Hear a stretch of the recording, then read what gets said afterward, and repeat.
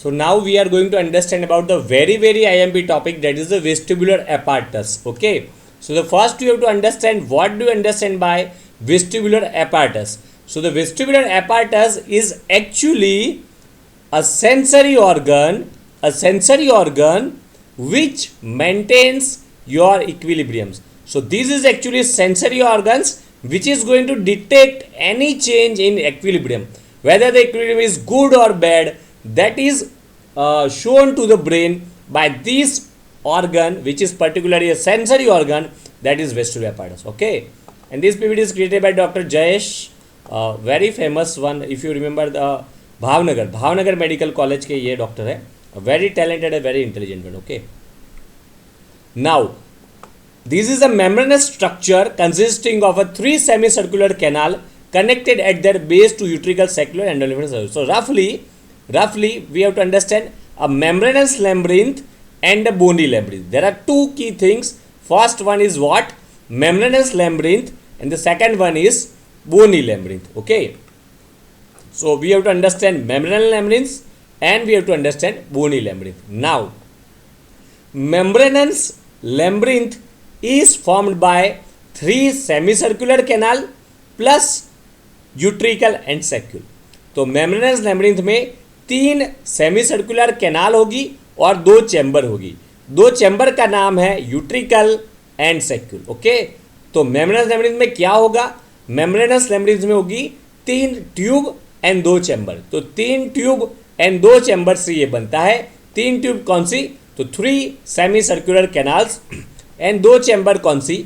Utricle and सैक्यूल. इसको क्या बोलते हैं? membranous labyrinth. Okay, now membranous labyrinth is a very soft structure, and to protect them we have to encase them within the bony labyrinth. तो membranous labyrinth को damage ना हो, इसके लिए इसको एक जगह पे स्टोर करना पड़ता है अच्छे से.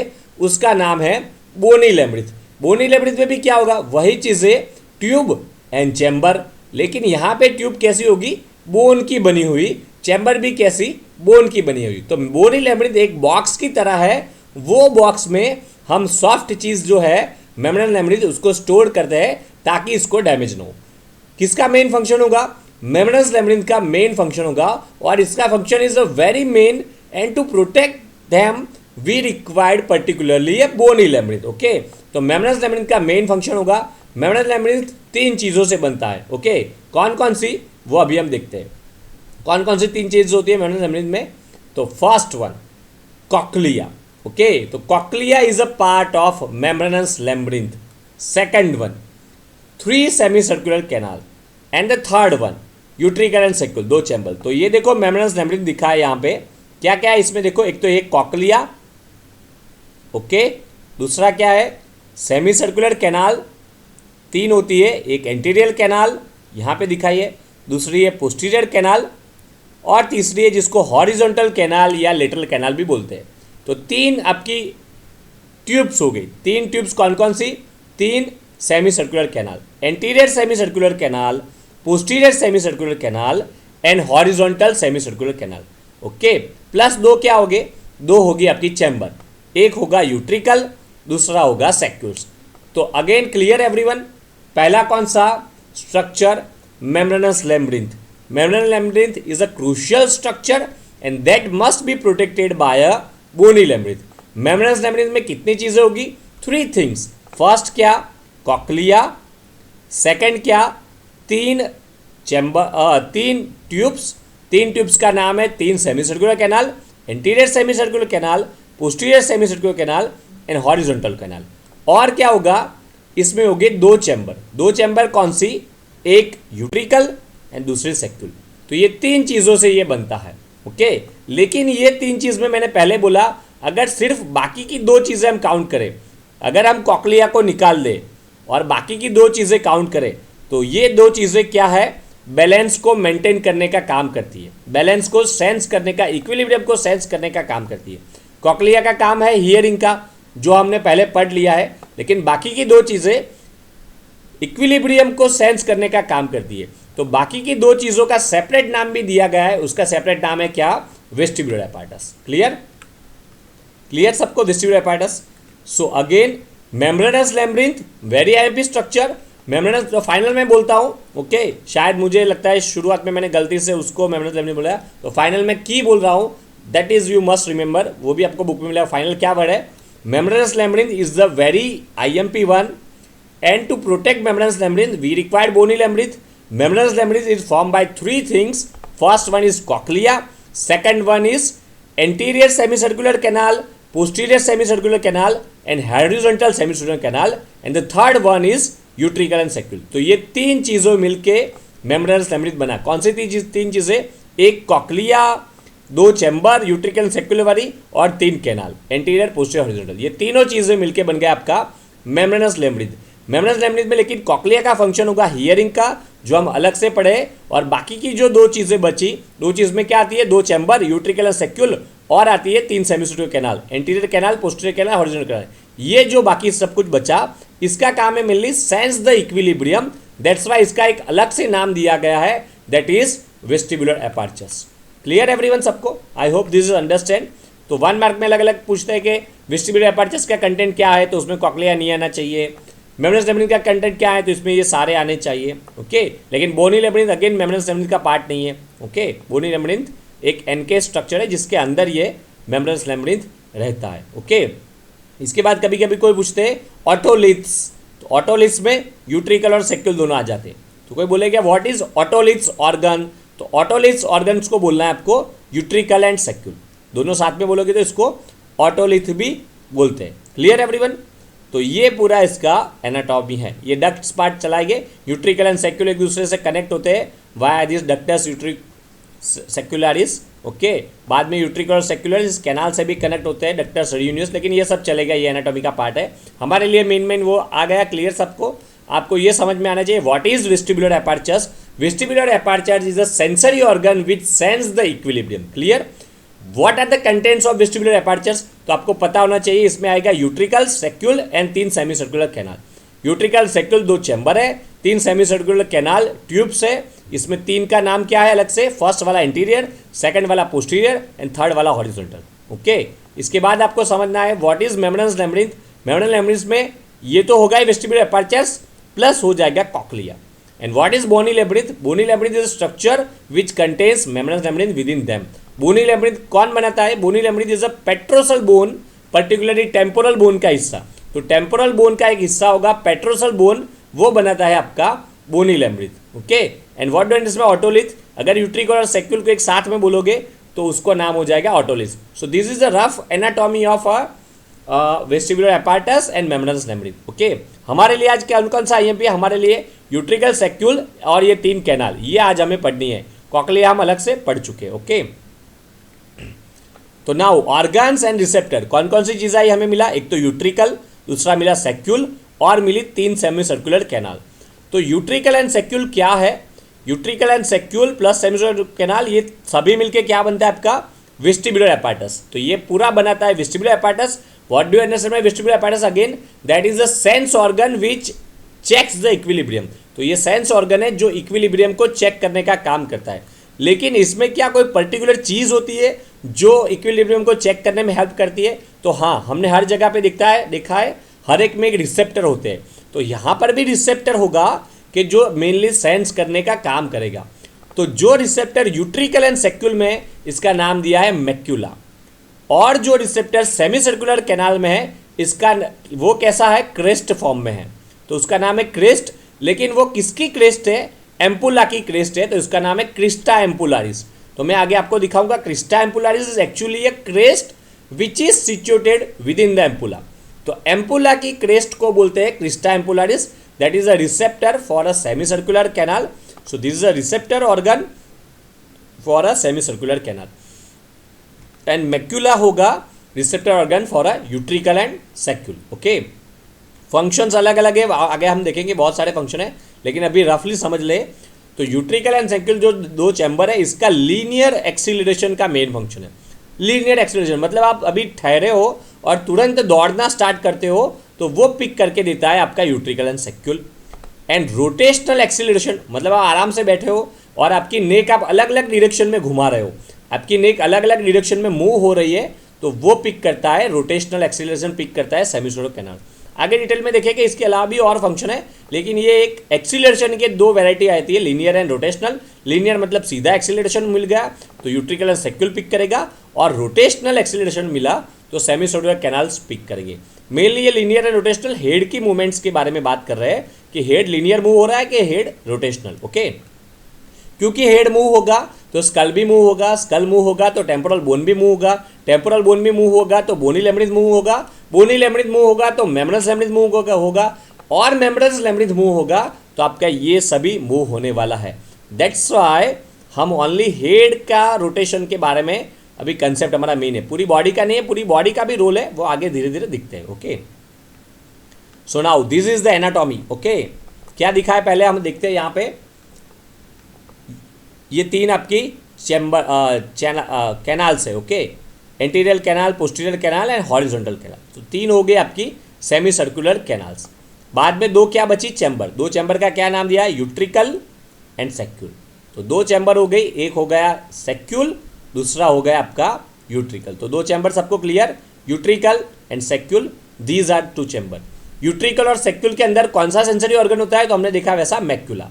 तो देखो मैक्यूला दिखा है, ये यूट्रिकल एंड सेक्यूल का मेन सेंसरी ऑर्गन है।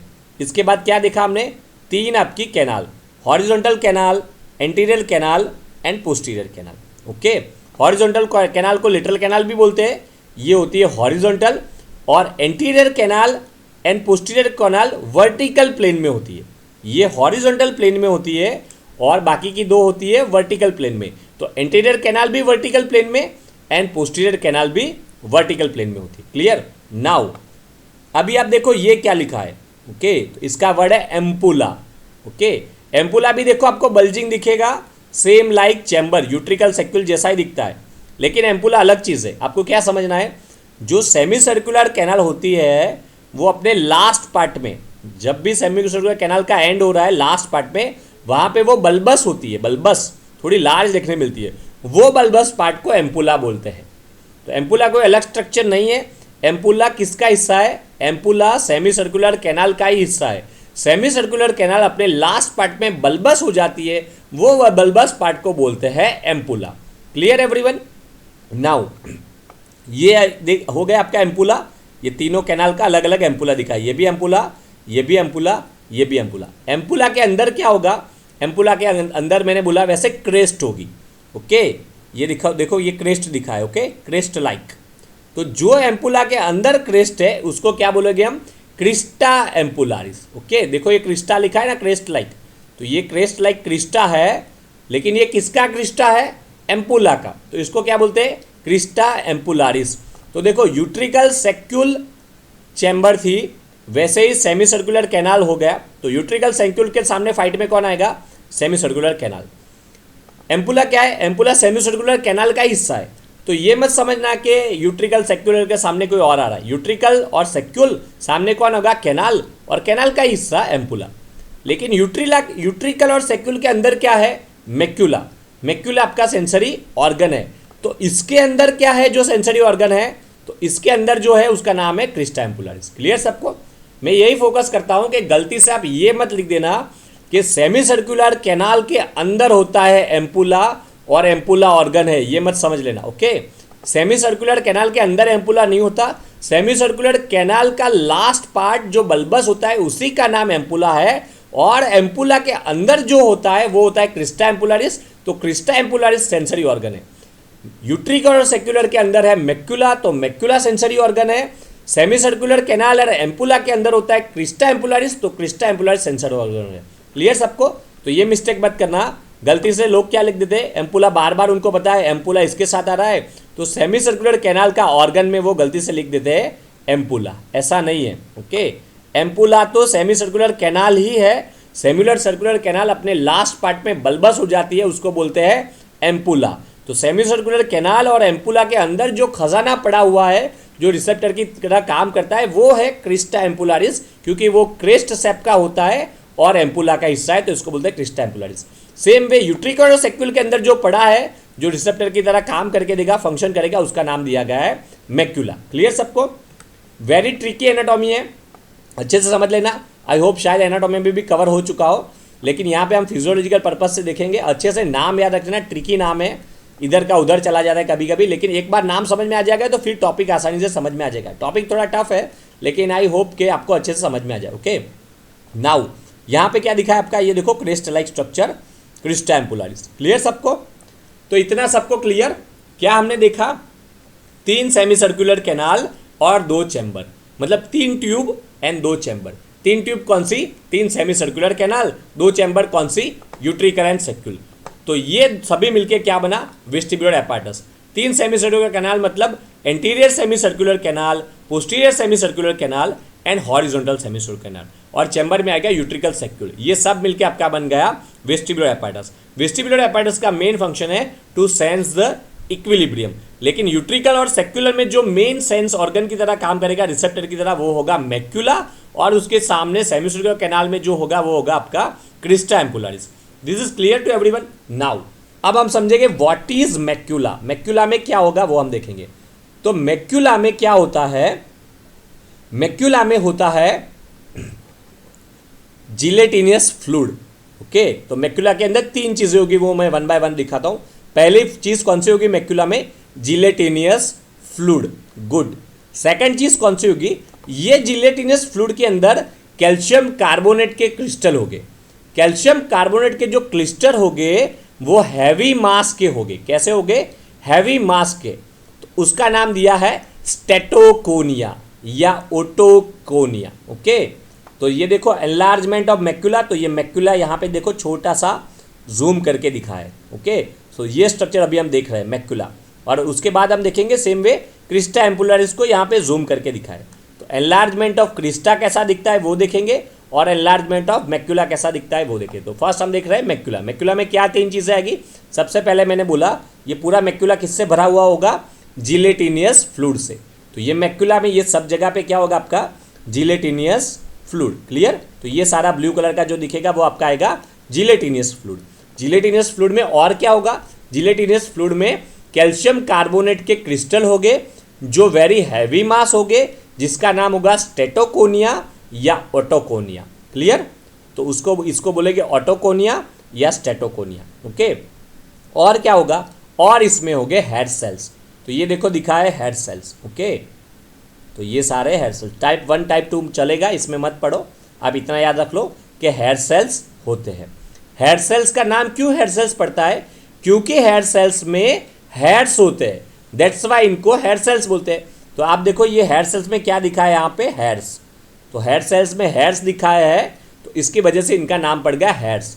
हेयर सेल्स के हेयर्स की क्या पिक्युलरिटी होती है? हेयर सेल्स की हेयर्स की ये पिक्युलरिटी होती है कि अगर आप एक एंड से दूसरे एंड की तरफ जाओ तो फर्स्ट सबसे लार्ज वाला होता है। ये मैंने ऑलरेडी ईयर में भी कवर कर चुका होता, आपको पता होगा। सब फर्स्ट वाला सबसे लार्ज हाइट वाला होता है, इसको बोलते हैं काइनोसिलियम, और बाकी वाले छोटे छोटे होते हैं, इसको बोलते हैं स्टेरियोसिलिया। ओके, तो ये सारी सिलिया है, हेयर सेल्स के हेयर्स है, उसका सिनोनिम सिलिया भी बोलते हैं। तो आइदर सिलिया और हेयर्स, इसमें सारे होते हैं स्टेरियोसिलिया, लेकिन फर्स्ट वाला सबसे लार्ज होता है, वो होता है काइनोसिलियम, जो लीडर की तरह काम करेगा।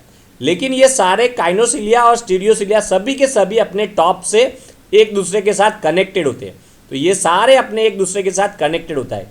अगर काइनोसिलियम गया राइट में तो सारे की सारी स्टेरियोसिलिया भी जाएगी राइट में, क्योंकि ये टॉप से कनेक्टेड होता है।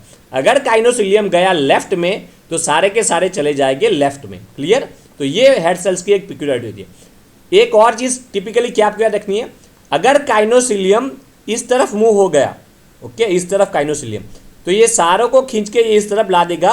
तो यहाँ पे जो पाथ होता है वो ओपन हो जाता है, और ये जो फ्लूइड है, ये फ्लूइड किसका मेन होता है? इसमें क्या होता है फ्लूइड में? मेनली यहाँ पे होता है मेनली एंडोलिम्फ जैसा ही कंटेंट होता है, या एंडोलिम्फ भी याद रख लोगे तो भी चलेगा। ओके, तो यहाँ पे एंडोलिम्फ होता है, and this endolymph is actually gelatinous fluid ऐसा बोलते हैं, लेकिन एंडोलिम्फ से ही ये बनता है। तो याद रख लो एंडोलिम्फ होता है that is very high positive ions here. तो जैसे ही ये चैनल्स ओपन होगी तो ये पॉजिटिव आयन यहाँ पे चले जाएंगे और एक्शन पोटेंशियल बन जाएगा। तो ये मैकेनिकल चैनल्स ओपन होनी चाहिए। मैकेनिकल चैनल कैसे ओपन होगी? अगर काइनोसिलियम इस तरफ मूव हो गया तो सारे स्टेरियोसिलिया को खींच लेगा और ये चैनल्स ओपन हो जाएगी, जहां से पॉजिटिव आयंस एंटर होंगे और एक्शन पोटेंशियल आपको हेयर सेल्स पे देखने मिल जाएगा। Clear everyone? और अगर काइनोसिलियम इस तरफ चला गया तो ये सारी स्टीरियोसिला के साथ इस तरफ आ जाएगा और ये चैनल्स बंद हो जाएगी। तो इस तरफ की मूवमेंट डीपोलराइजेशन करेगी और काइनोसिलियम की अवे की मूवमेंट रीपोलराइजेशन करेगी। ओके, तो if stereocilia moves towards kinocilium that causes depolarization, if stereocilia moves away from kinocilium that causes repolarization. तो I hope this understand. Okay, depolarization and repolarization, सबको ये clear? What do understand by this macula और macular का zoom part? Macula के zoom part में again clear 3 चीज। पहला तो जिलेटिनस फ्लूइड जिसको आप बोलोगे एंडोलिफ, इसमें कैल्शियम कार्बोनेट के क्रिस्टल जो कि हैवी मास हो गए जिसका नाम है ऑटोकोनिया या स्टेटोकोनिया, प्लस इसमें होगा हेयर सेल्स, हेयर सेल्स में हो गए हेयर्स, हेयर्स में होगा kinocilium and stereocilia. If the stereocilia is moving towards the kinocilium that is depolarization, if the stereocilia moves away from kinocilium that is repolarization. लेकिन इतना आसान नहीं है कि आप काइनोसिलियम को हला दो। ओके, तो if you want to move this kinocilium that is very tough one, and to move that kinocilium we actually required this statoconia. तो ये स्टेटोकोनिया बहुत ही हैवी मास है और ये हैवी मास हमें आसानी से काइनोसिलियम को मूव करके देगा। तो फंक्शन ऑफ स्टेटोकोनिया ऑटोकोनिया हम आगे देखेंगे। इसका मेन फंक्शन पड़ेगा to move the kinocilium, because once we move kinocilium then and then we see depolarization and repolarization, then and then action potential generated, और उसके बाद ये हेयर सेल्स के आपकी 8वीं नर्व जिसको हम बोलते हैं वेस्टिबुलर नर्व वो कैरी करेगी सारे सेंसेशन ब्रेन तक और बोलेगी कि इक्विलिब्रियम ठीक है कि गलत है। Clear everyone? So for checking the equilibrium the hair cell has to be fired, and that firing is going to be picked by a nerve fiber. That nerve fiber are known as 8 cranial nerve, particularly vestibular cranial nerve, जो and होगी vestibular nuclear पे। तो this clear everyone macula. अब हम देखते हैं किसके बारे में, क्रिस्टा एम्पुलरिस के बारे में। तो यहाँ पे जूम करके क्या दिखा है आपको, क्रिस्टा एम्पुलरिस। क्रिस्टा एम्पुलरिस में क्या होता है, क्रेस्ट। तो यहाँ पे क्रेस्ट होगी जिसको हम बोलेंगे क्रिस्टा एम्पुलरिस। क्रेस्ट में क्या होता है, क्रेस्ट पे एग्जैक्टली होते हैं हेयर सेल्स। तो जैसे यहाँ पर भी हेयर सेल्स थे मैक्यूला के अंदर, वैसे क्रिस्टा एम्पुलरिस में भी हेयर सेल्स हो गए। तो क्रेस्ट पे एग्जैक्टली आपको देखने मिलेंगे हेयर सेल्स। हेयर सेल्स के पास क्या हो गए, हेयर्स हो गए। तो ये देखो हेयर सेल्स के हेयर्स दिखा है, और हेयर सेल्स के हेयर्स को कौन मूव करेगा, यहाँ पे हमने देखा हमारे पास था स्टेटोकोनिया जो मूव करके देता था। यहाँ पे जो मूव करने वाला है उसका नाम है क्यूप्यूला। ओके, तो नाम बहुत सारे आते हैं, एम्पुला, क्यूप्यूला, यूट्रिकल, मैक्यूला, सबको मिक्स कर मत कर देना। क्यूप्यूला क्या है, क्यूप्यूला एक स्ट्रक्चर है जो जिलेटिनियस मास लाइक स्ट्रक्चर है। तो cupula is actually gelatinous mass like structure which is situated at the top of crista. तो क्रेस्टा के टॉप पे होता है cupula which is a gelatinous mass like structure, और क्रेस्टा पे एग्जैक्टली वही साइड पे क्या होता है आपका हेयर सेल्स, और हेयर सेल्स के हेयर टॉप में मूव होते हैं, और हेयर सेल्स के हेयर्स किसको टच करते हैं, वो हेयर सेल्स के हेयर टच कर देते हैं क्यूप्यूला को। जैसे यहाँ पे हेयर सेल्स के हेयर ऑलमोस्ट टच कर जाते हैं ऑटोकोनिया को, यहाँ पे दिखाया नहीं है लेकिन ये ऑलमोस्ट टच कर जाते हैं ऑटोकोनिया या स्टेटोकोनिया को, और वो इनको मूव करने में हेल्प करता है। सेम वे ये हेयर सेल्स के हेयर क्यूप्यूला को टच कर देते हैं, और क्यूप्यूला मूव होते ही हेयर सेल्स के हेयर्स मूव हो गए। क्यूप्यूला मूव अदर डायरेक्शन में होते ही हेयर सेल्स के मूव अदर डायरेक्शन में मूव हो गए। अगर हेयर सेल्स के हेयर्स यहाँ पर भी सेम ही है, अगर हेयर सेल्स के हेयर काइनोसिलियम की तरफ मूव हो गए तो हो जाएगा डीपोलराइजेशन, अगर हेयर सेल्स के हेयर काइनोसिलियम से अवे मूव हो गए तो हो जाएगा रीपोलराइजेशन। तो क्लियर सबको, macula and crista ampullaris. Crista ampullaris में कौन से स्ट्रक्चर याद रखना है आपको, क्रिस्टा एम्पुलरिस में क्रेस्ट होगा। Crest is the actually site where hair cells are situated. Hair cells contains various hairs, they contains kinocilium and stereocilium. Exactly at the top of the crista ampullaris you also see a structure which is gelatinous mass like structure that is known as cupula, and that cupula is going to move our hair cells, while here statoconia or autoconia is going to move them. Clear everyone? तो यहाँ पे gelatinous fluid और autoconia और hair cells, यहाँ पे क्या है, gelatinous fluid और ऑटोकोनिया की जगह क्या आएगा कंबाइन में, cupula. Cupula is a gelatinous mass like structure that going to move your hair cells. Okay, hair cells के पर्टिकुलरली हेयर्स को मूव करेगी। और यहाँ पे एक अलग से याद रखना, ये क्रेस्ट फॉर्म होता है, इसीलिए इसका नाम है क्रिस्टा एम्पुलरिस, क्योंकि ये एम्पुला का है, ये एम्पुला दिखाइए एम्पुला का हिस्सा है, तो इसको बोलते हैं क्रिस्टा एम्पुलरिस। क्लियर? तो यहाँ पे ऑटोकोनिया, यहाँ पे क्यूप्यूला, यहाँ पे हेयर सेल्स, यहाँ पर भी हेयर सेल्स, यहाँ पे अलग से आएगा जिलेटिनियस मास अरे यहाँ पे अलग से आएगा जिलेटिनस फ्लूइड, यहाँ पे एंडोलिम्फ होगा ये सब जगह पे। ओके, क्यूपुला में, अरे एम्पुला में होगा आपका एंडोलिम्फ। तो clear everyone, macula, saccule, utricle, cupula, ampulla सारे बीच में ये आता है, ठीक है, लेकिन सभी एक जैसे नाम है, लेकिन सबको मिक्स मत कर देना। ओके, यूट्रिकल एंड सैक्यूल क्या है, दो चैम्बर है। ओके, यूट्रिकल और सैक्यूल दो चैम्बर है, इसके अंदर जो होता है वो है macula, while semi circular canal एक आपकी ट्यूब है, सेमी सर्कुलर कैनाल का एंड का हिस्सा है एम्पुला, और एम्पुला के अंदर जो है उसका नाम है क्रिस्टा एम्पुलारिस, और क्रिस्टा एम्पुलारिस का हिस्सा है क्यूपुला। ओके, तो एम्पुला के अंदर होता है क्रिस्टा एम्पुलारिस, और क्रिस्टा एम्पुलारिस के टॉप पे होता है क्यूपुला। क्यूपुला हमें हेयर सेल्स को, हेयर को मूव करवाने का काम करता है, वाइल यहाँ पे स्टेटोकोनिया हमारे हेयर सेल्स को मूव करने का काम करता है, क्योंकि स्टेटोकोनिया बहुत ही हैवी मास होते हैं, they are mainly form by a calcium carbonate crystal. Okay, so this is very IMP1। Okay, I hope you understand this, क्योंकि ये समझे हो तो ही आगे फिर समझ में आएगा इसका फंक्शन। ओके, और ये लिखा है तो बहुत ही अच्छे नंबर आ जाएंगे, ये क्रिस्टल क्लियर कंसेप्ट में दे रहा हूँ, क्योंकि फिर क्यूपिला का एम्पुला हो जाता है, एम्पुला का मैक्यूला हो जाता है, ये सब मिक्स हो जाता है।